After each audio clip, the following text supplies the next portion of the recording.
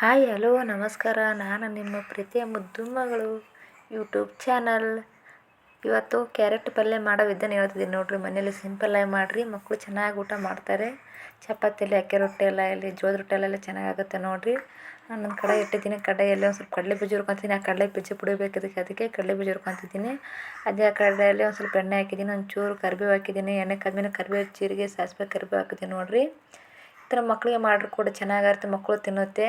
ಚಪಾತಿ ಚೆನ್ನಾಗಾಗುತ್ತೆ ನೋಡಿರಿ.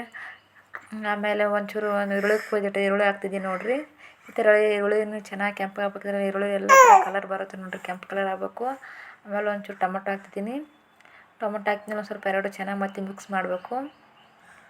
ಮಿಕ್ಸ್ ಆದರೆ ಚೆನ್ನಾಗಾಗುತ್ತಲ್ಲ, ಮಿಕ್ಸ್ ಮಾಡ್ಬೇಕು. ಹಂಗಾಗಿ ಚೆನ್ನಾಗಿ ಮಿಕ್ಸ್ ಆಗುತ್ತೆ. ಆಮೇಲೆ ಒಂದು ಸ್ವಲ್ಪ ಉಪ್ಪು ಹಾಕ್ಬೇಕು. ಉಪ್ಪು ಹಾಕಿದರೆ ಬೇಗ ಬೇಯುತ್ತೆ ಅಂದ್ಬಿಟ್ಟು ಉಪ್ಪು ಹಾಕ್ತೀವಿ. ನಾನು ಉಪ್ಪು ಹಾಕ್ಬಿಟ್ಟು ಒಂದು ಮುಚ್ಚಿಟ್ಟಿದ್ದೀನಿ. ಈ ಥರ ನೋಡೋ ಥರ ಟೊಮೊಟೊ ಮತ್ತು ಈರುಳ್ಳಿ ಎಷ್ಟು ಚೆನ್ನಾಗಿ ಕಲರ್ ಬಂದಿದೆ. ಈ ಥರ ಕಲರ್ ಬರಬೇಕು, ಯಾಕಂದರೆ ಕ್ಯಾರೆಟ್ ಪಲ್ಯನ ಚೆನ್ನಾಗಿ ಅನಿಸುತ್ತೆ. ಆಮೇಲೆ ನಾನು ಕ್ಯಾರೆಟ್ ಹೆಚ್ಚಿಟ್ಟುಕೊಂಡಿದ್ದೆ, ಕ್ಯಾರೆಟ್ ಹಾಕ್ತಿದ್ದೀನಿ ನೋಡಿರಿ. ಕ್ಯಾರೆಟ್ ಹಾಕ್ಬಿಟ್ಟು ಈ ಥರ ತಿರುಗಾಡ್ತಿದ್ದೀನಿ ನೋಡಿರಿ.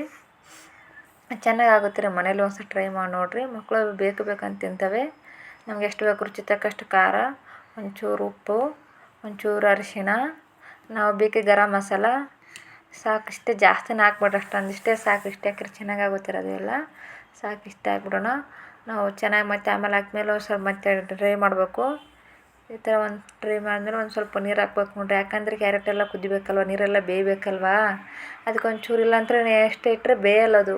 ಒಂಚೂರು ನಮ್ಗೆ ಎಷ್ಟು ಬೇಕು ಒಂದು ಸ್ವಲ್ಪ ನೀರು ಹಾಕ್ಬಿಟ್ಟು ಒಂಥರ ಬೇಯಿಸೋಕೆ ಬಿಡ್ಬೇಕು. ಅದು ನೀರು ಹಾಕಿದ್ರೆ ಬೇಯುತ್ತೆ. ಒಂದು ಸ್ವಲ್ಪ ಬೇಯ್ದ್ಮೇಲೆ ಈ ಥರ ನಾನು ಆಮೇಲೆ ಮುಚ್ಚಿಟ್ಟು ಆಮೇಲೆ ಈ ಥರ ತೆಗ್ದಿದ್ದೀನಿ ನೋಡಿರಿ.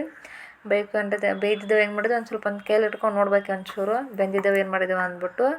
ನೋಡಿ ಈ ಥರ ಬೆಂದಿತ್ತು ನೋಡಿರಿ, ಎಷ್ಟು ಚೆನ್ನಾಗಿ ಬಂದಿತ್ತು ನೋಡಿರಿ ಕ್ಯಾರೆಟು. ಮಕ್ಕಳು ತಿನ್ನಲ್ಲಲ್ವ, ಈ ಥರ ಚಪಾತಿಯಲ್ಲಿ ಮಾಡಿಕೊಡ್ರಿ, ತಿನ್ನೋದು ರುಚಿ ಆಗುತ್ತೆ ನೋಡಿ. ಈ ಥರ ಕಡಲೆ ಬೀಜ ಪುಡಿ ಹಾಕ್ಬಿಟ್ಟು ಈ ಥರ ಮಾಡ್ಬೇಕು.